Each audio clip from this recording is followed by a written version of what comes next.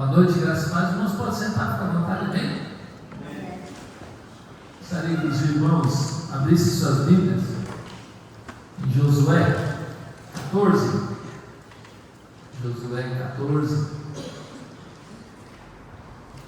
Josué nos fala da perseverança, nos fala de vigor, nos fala de fé nas promessas de Deus.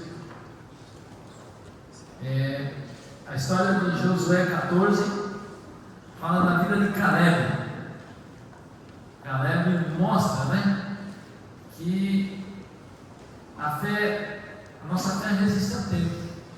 Diferente de tantas coisas hoje, tudo que se faz hoje é para durar pouco. A geladeira dura pouco, casamento dura pouco, emprego dura pouco, Mas a fé de Josué, ela atravessa os tempos.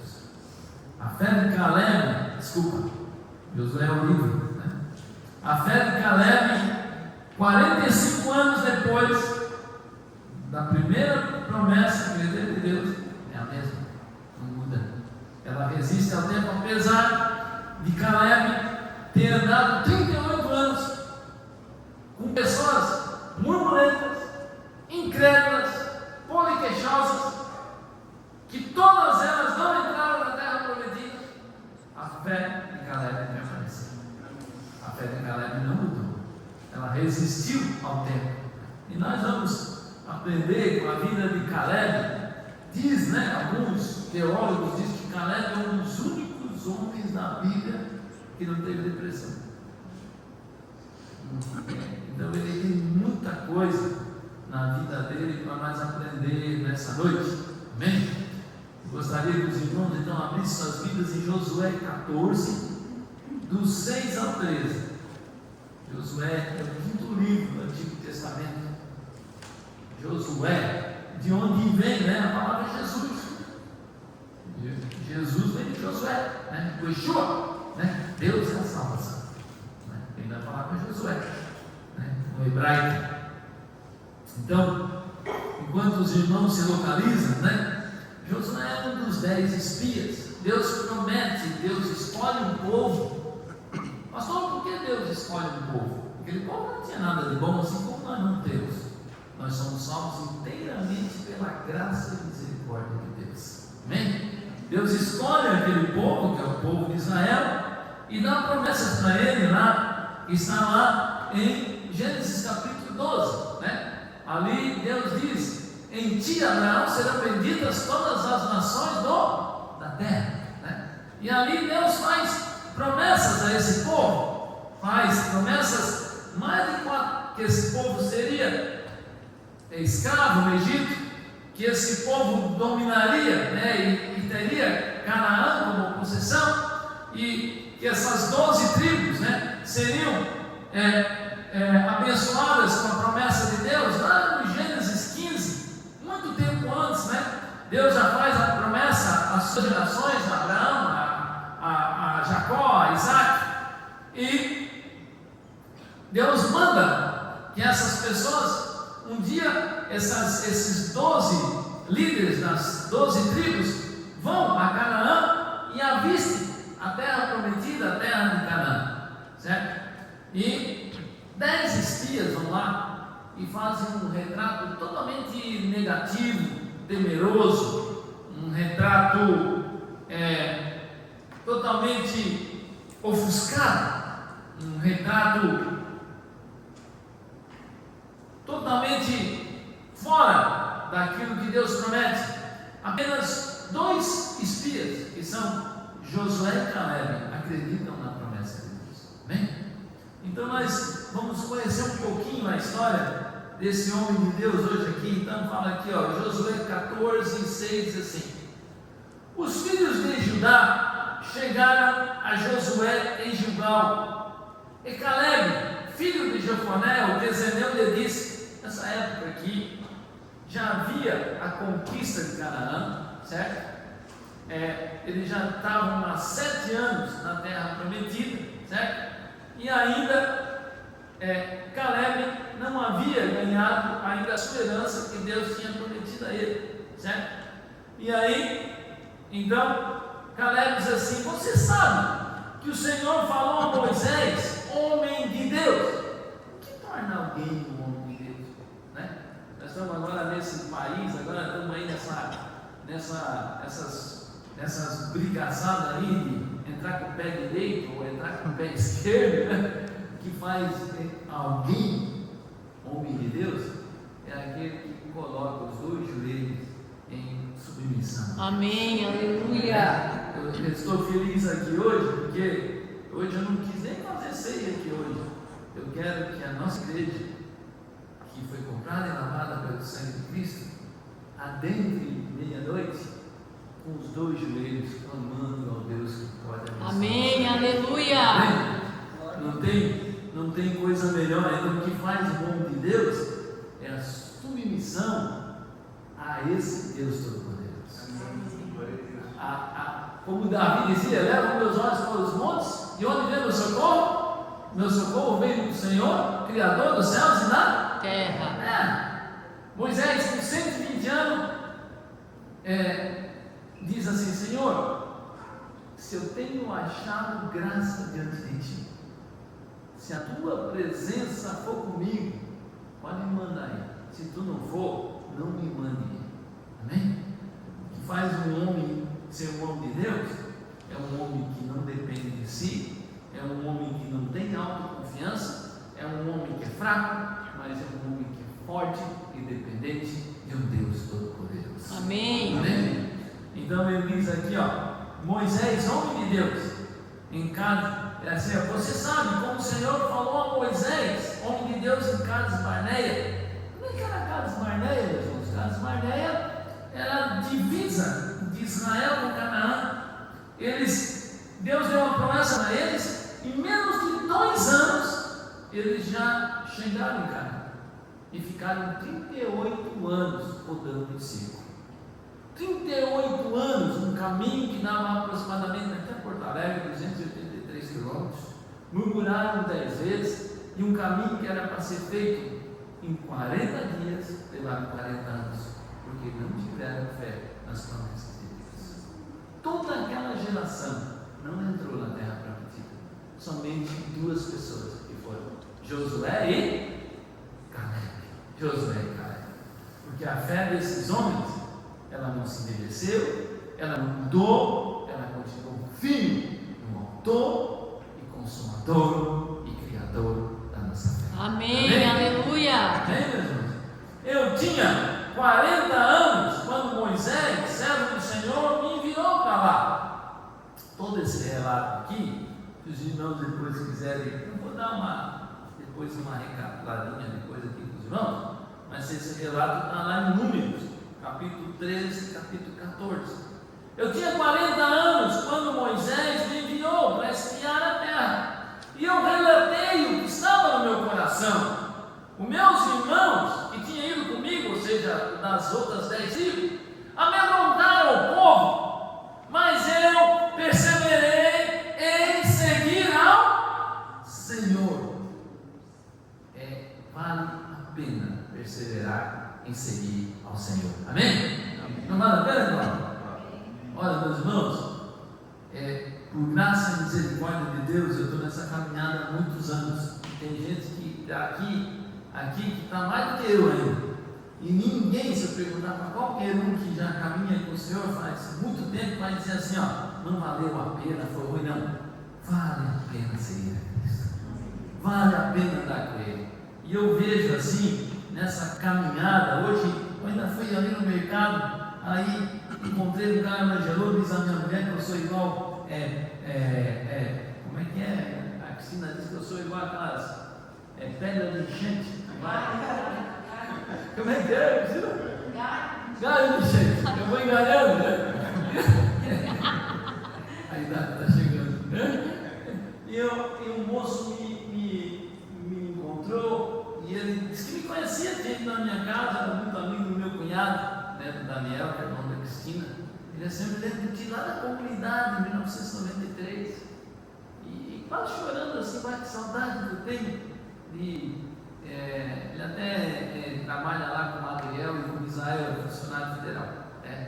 E o moço falou assim na comunidade, quase chorando. Ele mas eu não perseverei em seguir o Senhor, eu me afastei, mas quando eu me lembro como era bom aquele tempo, olha, vale a pena perseverar no Senhor, vale a pena também. Eu digo aos mais jovens, assim que estão aqui hoje, como é bom seguir a Deus. Amém. Como é bom estar com Ele, como é bom desfrutar das promessas dEle, como é bom saber que estamos seguros com Ele, como é bom saber que Ele é misericordioso. Amém, meus irmãos? Então ele diz assim, ele continua dizendo assim: eu tinha 40 anos quando o Senhor me enviou, e eu relatei o que estava no meu coração. Os meus irmãos amedrontaram o povo, mas eu perseverei em seguir ao Senhor. Então Moisés naquele dia jurou dizendo: certamente a terra em que você pôs o pé será tua e dos teus filhos em herança perpétua, né?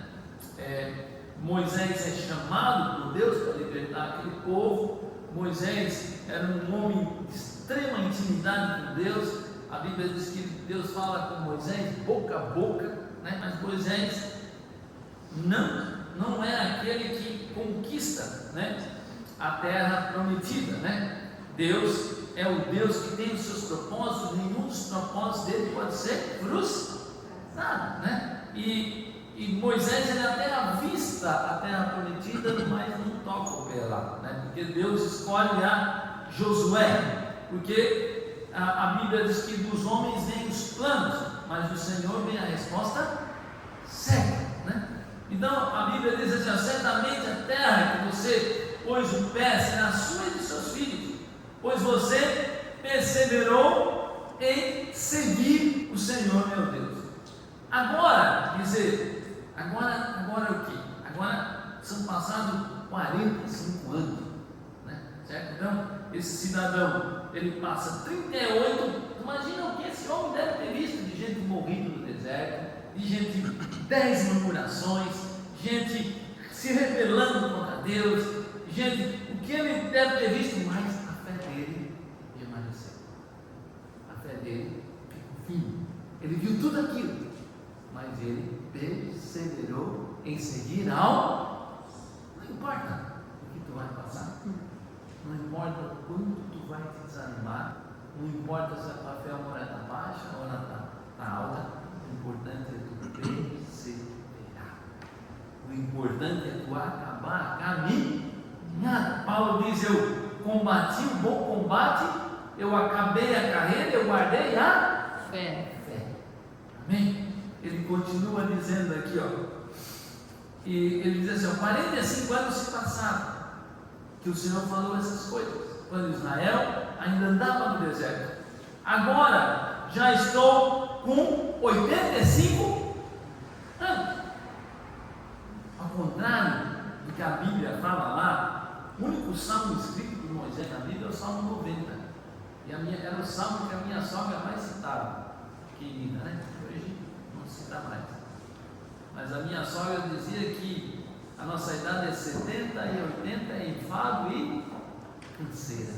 Agora nós vamos ver aqui na vida de Caleb que aos 85 não há canseira nenhuma nesse homem, não há enfado nenhum nele. Ele está dizendo: eu estou tão forte como há 45 anos atrás, eu estou com o mesmo vigor, eu estou com a mesma força. Ele está dizendo, certo? Ele contraria, né, essa coisa do enfado e canseira, né? Ele está ainda totalmente firme, né?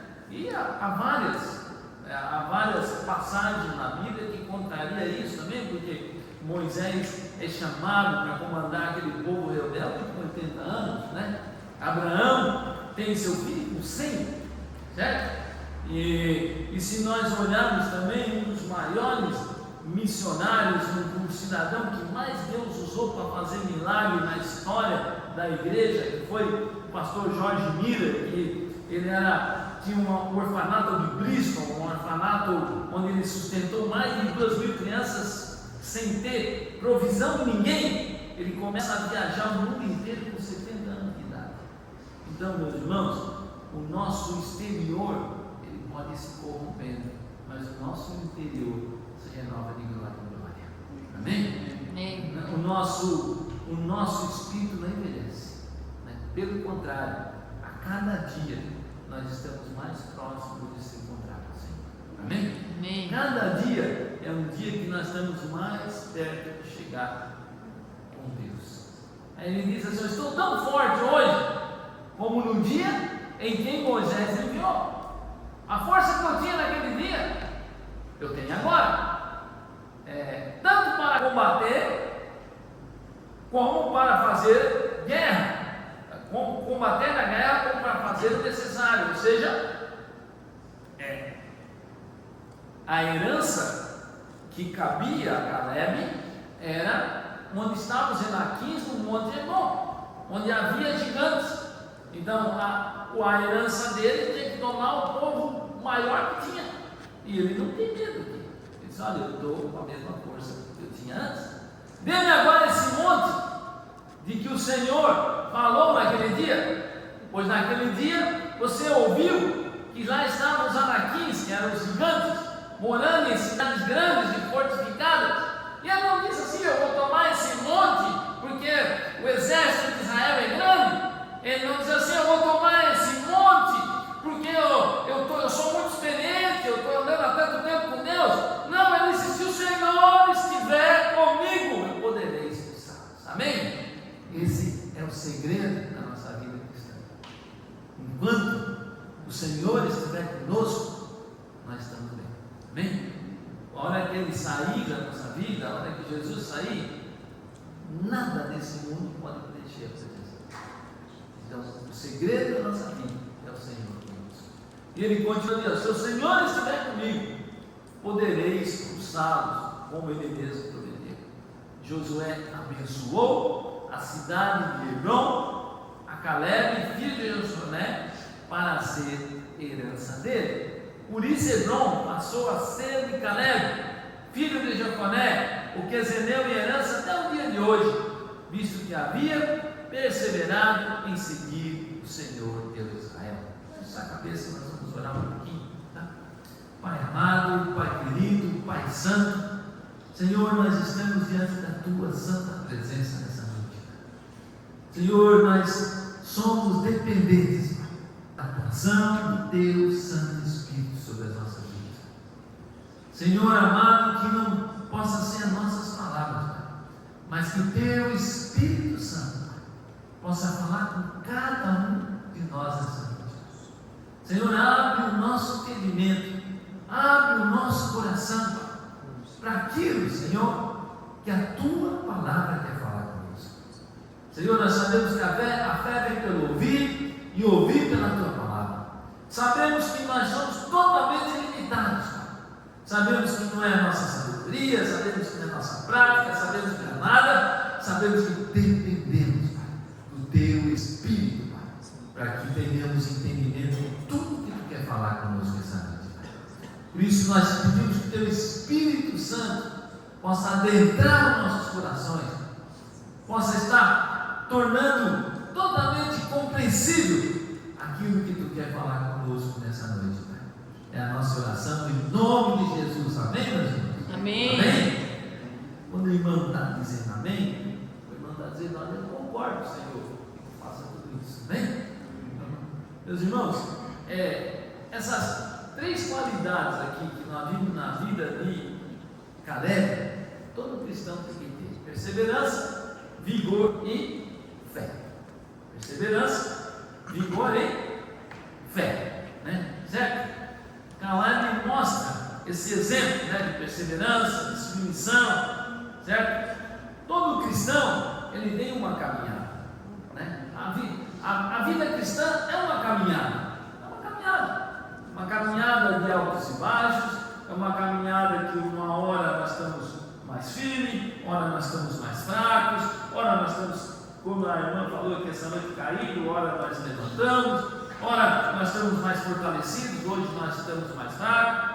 A Bíblia fala que essa caminhada, ela se dá no dia quando nós nos arrependemos, né? A Bíblia diz que arrependemos porque está próximo o reino dos céus. E a Bíblia diz também que nós sem Cristo somos criaturas, né? A Bíblia diz que um dia nós, por atuação do Espírito Santo, nós nascemos de novo, e ali se começa uma caminhada. É uma coisa, é só os irmãos pegarem João, por favor, se puder botar aí no data show aí, João 1.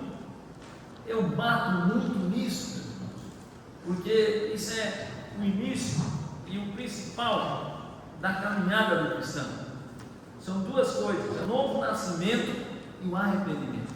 Não tem vida cristã sem novo nascimento, sem arrependimento. Sem essas duas coisas não há caminhada, certo? E a Bíblia fala lá em João 1, no versículo 12 e 13, diz assim, todos que receberam deu o poder de serem feitos filhos de Deus, os que creem no seu nome, os que não nasceram do sangue, não nasceram de maneira natural, mas nasceram da vontade de Deus. Ou seja, a Bíblia diz que aquele que não nasceu de novo não pode nem ver o reino de Deus e muito menos entrar e nem ter vida eterna, né? Então, nessa caminhada cristã, a Bíblia vai dizer que há pessoas que são filhinhos, há pessoas que são jovens e há pessoas que são maduras, né? Aqui, Caleb se apresenta como uma pessoa madura, uma pessoa perseverante, uma pessoa que não murmura, uma pessoa que está com os olhos fixos nas promessas de Deus, uma pessoa que vê uma série de barbaridade, um monte de gente se apostatando da fé, um monte de gente reclamando, um monte de gente que se queixando do Senhor, mas ele se permanece firme. Então, nessa caminhada, meus irmãos, a Bíblia vai falar, né, que há filhinhos, que há jovens e que há pessoas maduras nessa caminhada. Pega 1 João aí, 1 João lá no final da Bíblia, capítulo 2, versículo 12 a 14. 1 João é escrita por João quando ele volta da ilha de Patmos, certo? E ele passa um tempo sofrendo lá, né? Recebe toda a revelação do Apocalipse e depois ele escreve, né? 1 João diz assim, filhinhos, eu vos escrevo porque os seus pecados são perdoados. Então quem é o filhinho? É o cidadão que confessou a Cristo, o cidadão que por ato do Espírito Santo ele está convencido, né, do seu juízo, da sua justiça, e que um dia ele está condenado diante de Deus, e que o sangue de Cristo lhe perdoa de todo o seu pecado. Depois ele vai falar aqui, filhinhos, eu vos escrevo porque os seus pecados são perdoados, não por mérito de você, não porque você está numa igreja, mas porque o sangue de Cristo lhe purifica de todo o seu pecado. Aí depois ele vai dizer assim, pais, quem são os pais? Pais é o cristão mais maduro. Pai é aquele que gerou alguém na fé, né? Paulo fala, né, que ele gerou a Timóteo, que é seu filho na fé, está lá em 1 Timóteo capítulo 2, né? Paulo fala que gerou a Tito, né? Está lá em 1 Tito capítulo 1 versículo 4. Então Paulo, o cristão que é classificado como pai, é aquele que já levou alguém à fé de Cristo, né? Como aconteceu com Paulo na vida de Timóteo e na vida de Tito. E depois ele fala de jovens, é aquele cidadão que já está caminhando com Cristo, né? E já tem as primeiras experiências de vencer a tentação, né? Certo? E vai caminhando e já tem, ou seja, quando nós conhecemos a Cristo nessa nossa caminhada, não quer dizer que nós não vamos errar, não quer dizer que nós somos perfeitos, mas quer dizer que Deus vai nos dar poder para vencer o pecado. Amém? Certo? Então, a Bíblia fala, então, em toda essa caminhada, nessa classificação, e como foi falado aqui essa noite, né? Essa caminhada não é estática. A Bíblia diz que nós temos que crescer na graça e no conhecimento. Ou seja, nós devemos crescer na graça e no conhecimento. Porque o mau sinal é quando o cristão para. Quando o cristão acha que sabe tudo, quando o cristão acha que não precisa mais ler a Bíblia, quando ele acha que não precisa mais de culto. Meus irmãos, quanto mais nós conhecemos a Deus, mais nós temos sede de Deus. Amém? quanto mais nós temos experiência com Ele, a Bíblia diz que é de fé em fé, de glória em glória. Oséias diz: cresçamos e prossigamos em conhecer ao Senhor, né? Certo? Então, a Bíblia diz que nós devemos crescer em graça e em conhecimento. Ou seja, conhecimento da palavra de Deus, aplicação na nossa vida e a graça, a presença de Deus. E quem foi Caleb, meus irmãos? Caleb era um cristão, certo? Eu gostaria que os irmãos pegassem números, só para a gente entender um pouquinho a história de Caleb. Números 13. Caleb foi mandado junto com os 12 espias, certo? E lá no versículo Números 13, 28, certo? Quando eles são enviados à terra de Canaã, lá em Números 13, 28, certo?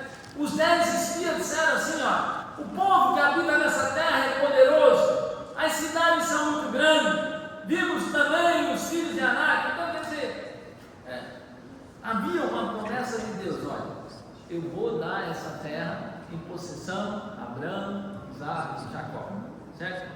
Todo esse povo, certo, não creu nas promessas de Deus, certo?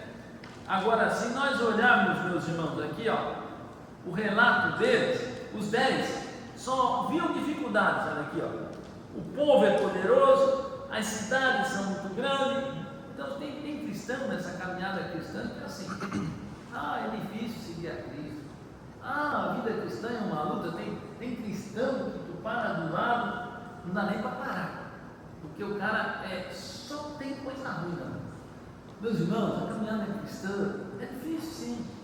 A caminhada cristã não é fácil, mas a Bíblia diz que em Cristo nós somos mais do que vencedores. Amém, aleluia. A Bíblia diz que Cristo está conosco. Glória a Deus. A Bíblia diz que o Senhor não nos deixa e não nos ampara. Amém. A Bíblia diz que no mundo tereis aflições, mas assim como Ele teve aflições, mas assim como Ele venceu, nele nós seremos vencedores. Aleluia. Então, meus irmãos, há pessoas aqui também. Nós olhamos aqui no versículo 30, nós vamos ver que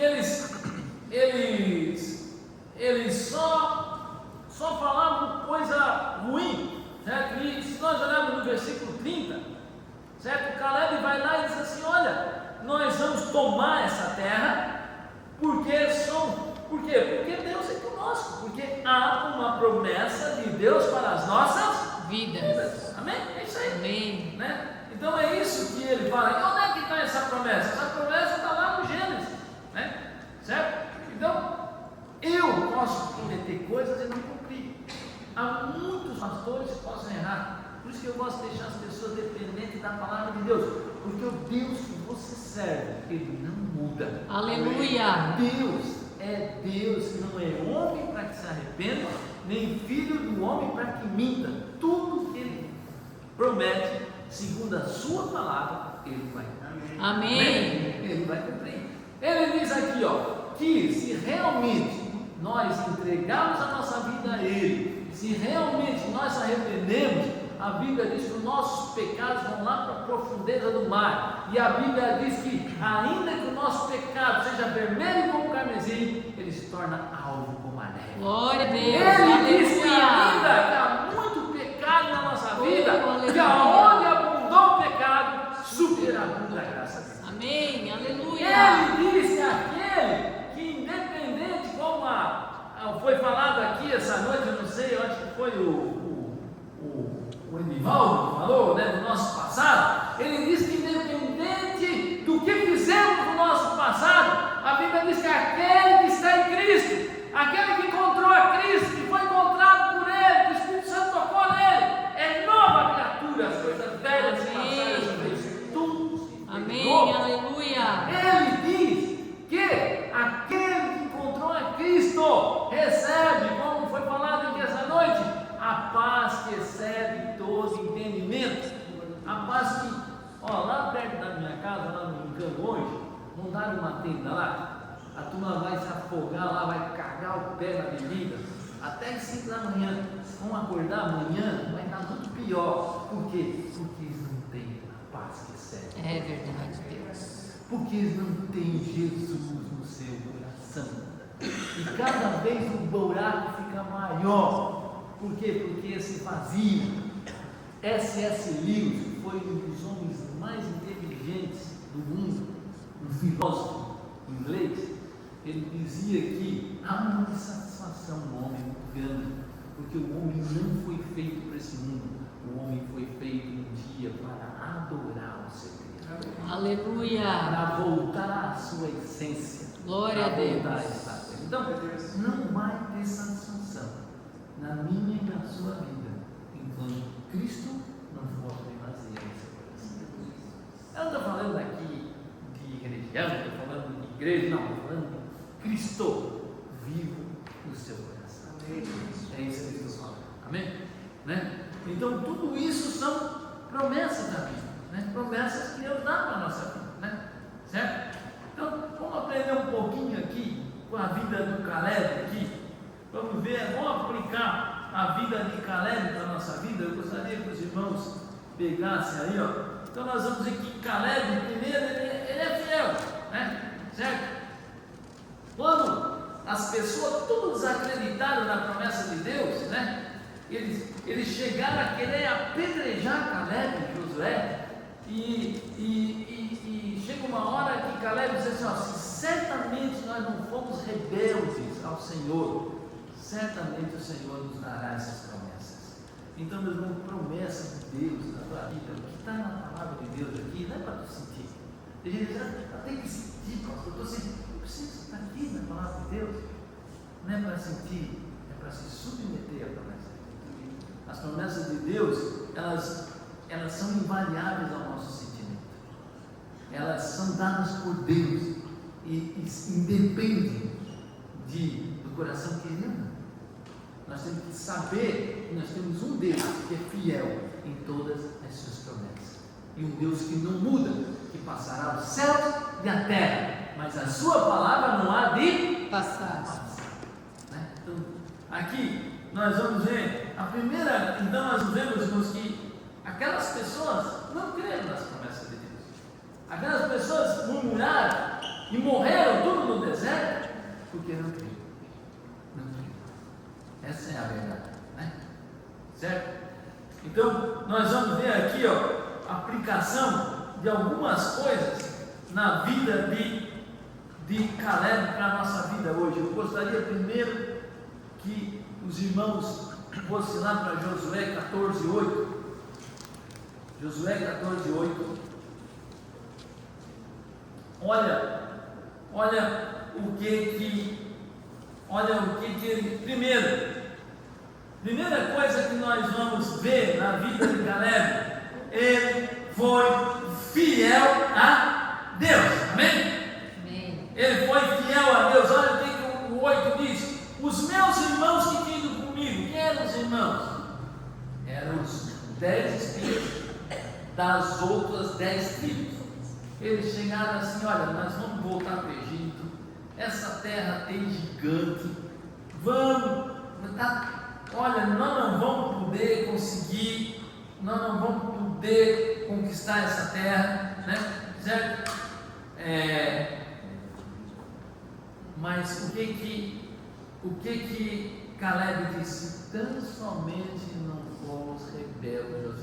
Eu nunca vi na minha caminhada cristã, nesses anos todos que eu estou com o Senhor, alguém serviu o Senhor e se arrependeu. Amém?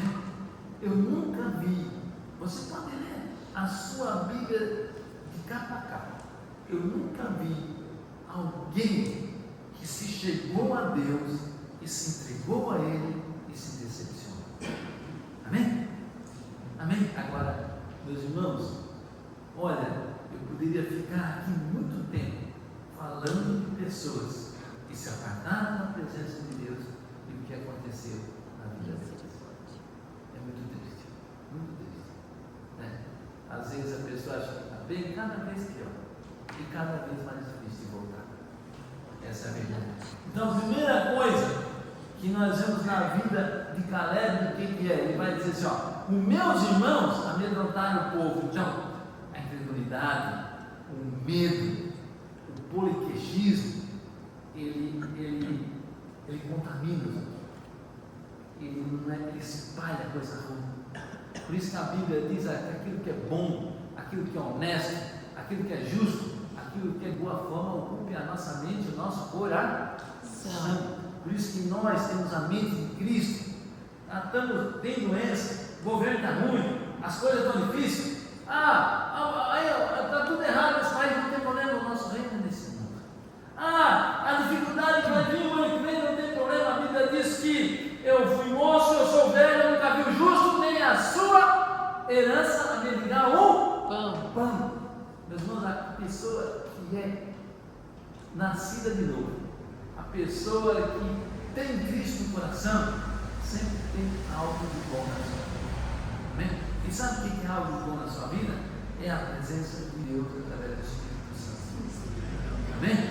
Por isso que o cristão tem, né? Então, a primeira coisa que nós vimos na vida de Caleb, que é os meus irmãos amedrontaram o povo. Então, a pessoa que é incrédula, a pessoa que não crê nas promessas de Deus, ela vive amedrontada, ela vive com culpa, ela vive com medo. Mas eu perseverei em servir ao Senhor.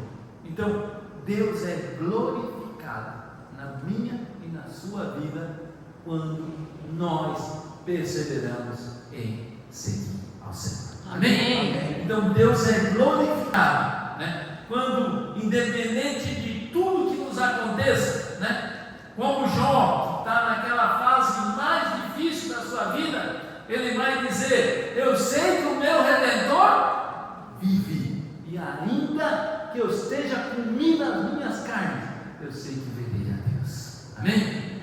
Então Deus é glorificado, meus irmãos, né? na nossa vida, quando nós perseveramos, né? Quando, independente do que nos aconteça, nós perseveramos em Deus, né? Por quê? Por que nós perseveramos? Porque nós sabemos que todas as obras de Deus, como foi cantado aqui hoje, são premiadas pela sua bondade. Porque nós sabemos, por que nós devemos perseverar? Porque mesmo nas horas difíceis, o Senhor estará conosco. Amém? Ele não prometeu? Olha o que fala aqui o Salmo 23, versículo 4. Meu, o que fala o Salmo 23, 4? Diz assim, ó: ainda que eu passe pelo vale da sombra da morte. O que era o vale da sombra da morte aqui? Né? Era um lugar, né? Normalmente onde eles eram um lugar na Judéia onde eles eram assaltados. Era um lugar difícil, né? Mas ele disse: mesmo nessas horas difíceis, ele disse: eu não temerei mal algum, porque tu estás comigo. O teu bordão e o teu cajado me consolam. Então, mesmo, olha, tem hora, meus irmãos, que a gente, né, não sabe nem como orar, né? Como Ana, né, que ora e balbucia, não sai nenhuma palavra, mas a sua oração chega diante de Deus, né? Certo? Mas independente do que nós estamos passando, só saber que o Senhor está conosco já nos conforta. Amém. Só saber que o Senhor está conosco já nos conforta. Glória a Deus. Eu me lembro, Aleluia. uns 20 anos atrás, quando eu fui para Porto Alegre para ser operado de disco, né? Quando eu fui para lá, eu estava tomando morfina de hora em hora, e eu não conseguia falar direito, né? E eu só vi o pastor Arnoldo foi comigo, me levou para lá, e uma situação difícil, né? E eu me lembro que o Senhor me deu uma palavra: ele sofre as aflições como um bom soldado de Cristo. Ele disse: aquele que se milita com as coisas de Deus não se atrapalha com as coisas desse mundo.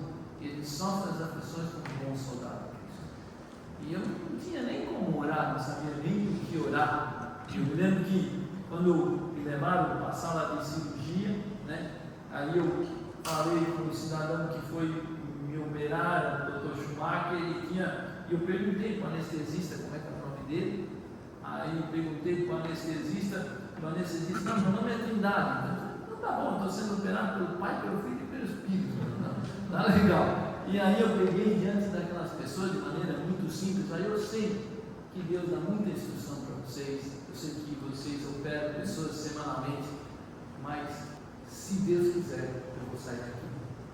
Se Deus não quiser, talvez eu nem saia, não saia nem andando. E eu disse, eu quero orar por você. E eu orei ali, porque nós devemos ser fiéis. Amém. Deus está no controle de todas as coisas. Glória a Deus, aleluia. Deus está conosco. Amém, Jesus. Talvez você pense, não. Esse final de ano, para mim, recebi uma notícia meio triste. Mas a Bíblia diz: tudo dá graça. Em tudo sejam alvas suas vestes, e nunca falte óleo sobre a sua cabeça. Lutero dizia assim: a hora que tu recebeu uma notícia bem ruim, cante o salmo ao Senhor. Diz: bendiz a minha alma ao Senhor, e tudo que a minha sede dele. Amém, aleluia. Amém? Né? Porque Deus está no controle.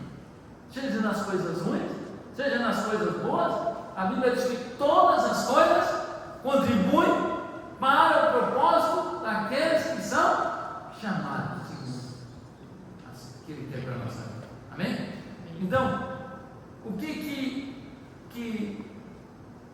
Caleb nos ensina? Fidelidade a Deus. Né? Ele é fiel. Fiel. Ele teve a mesma promessa dos outros. Os outros não foram fiéis. Ele foi fiel.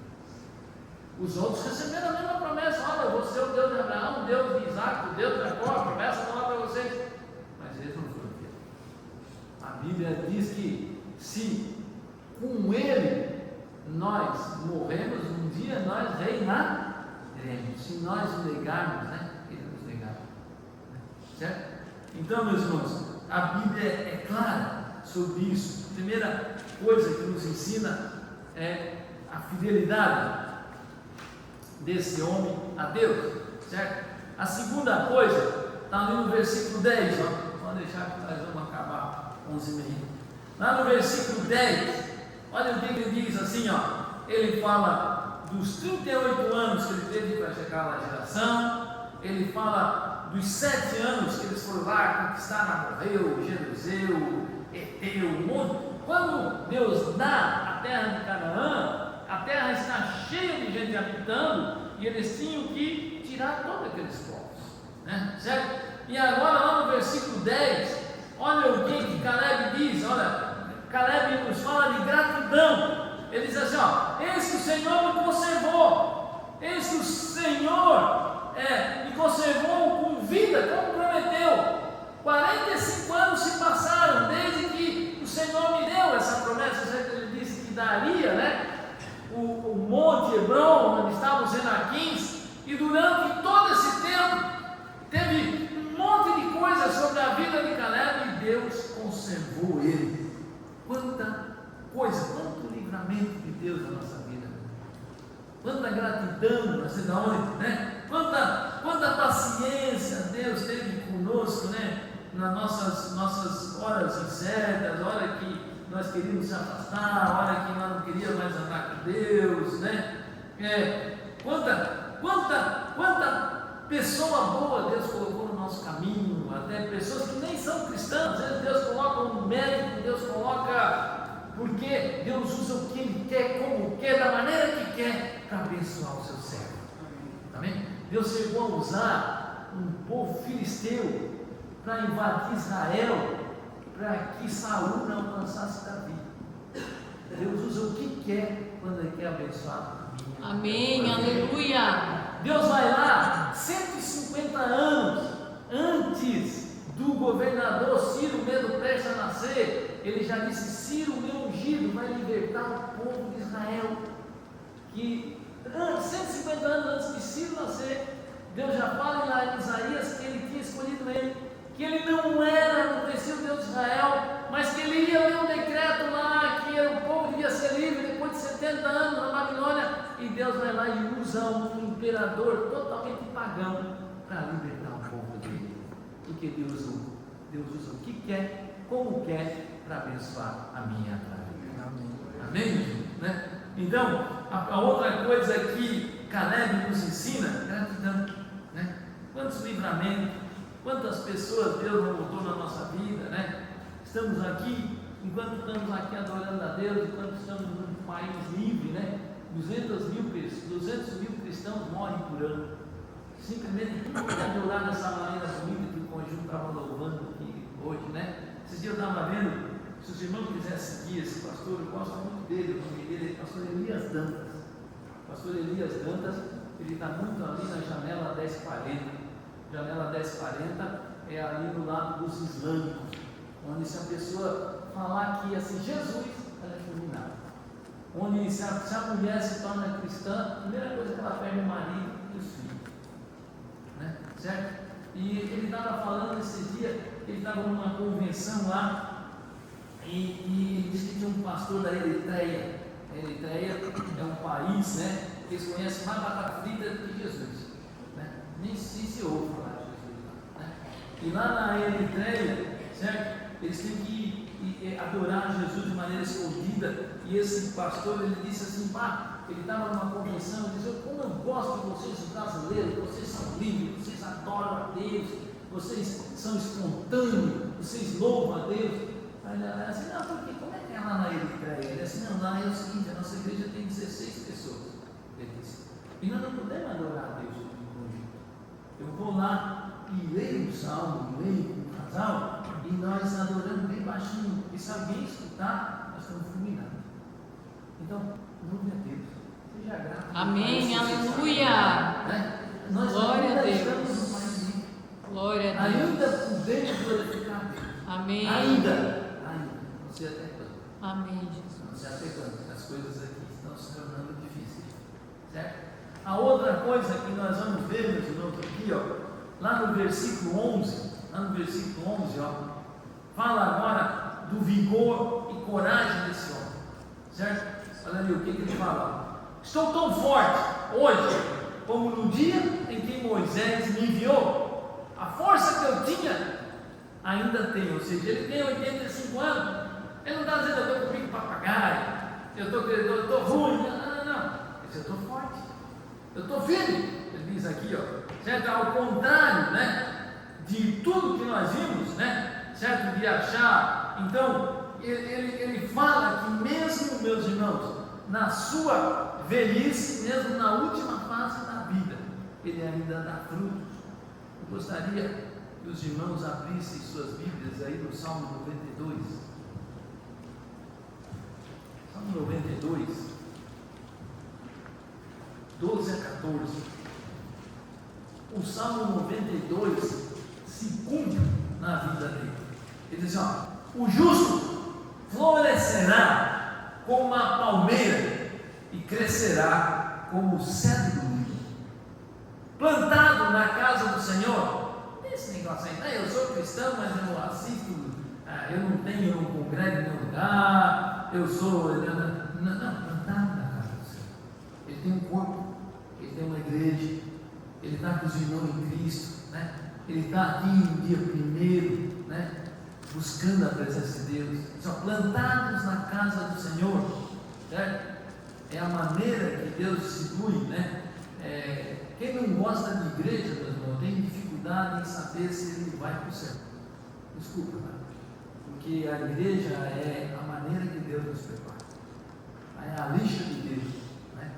É a maneira como Deus trabalha na nossa vida, para nós perdoar os irmãos, nós machucamos, somos machucados, temos problemas com relações, mas dia após dia a Bíblia diz que nós temos que amar os irmãos, amém? Dia após dia a Bíblia diz que nós temos esse relacionamento que está lá em Romanos capítulo 12, né? A Bíblia diz que lá em Efésios 4 nós somos a família do Senhor, nós temos um só Senhor, nós temos um só Espírito, uma só esperança, né? Ele diz, plantados na casa do Senhor, florescerão nos atos do nosso Deus, na velhice ainda darão os frutos, serão cheios de seiva e de verdura, para anunciar. Para quê? Para que na velhice? Esse dia eu fui lá ver um tio da Cristina, lá no negócio que tem lá indo para a praia lá na Zona Sul, né? Tinha lá um negócio que onde como as pessoas mais velhas, né? Aí eu olhei assim, Senhor, eu não quero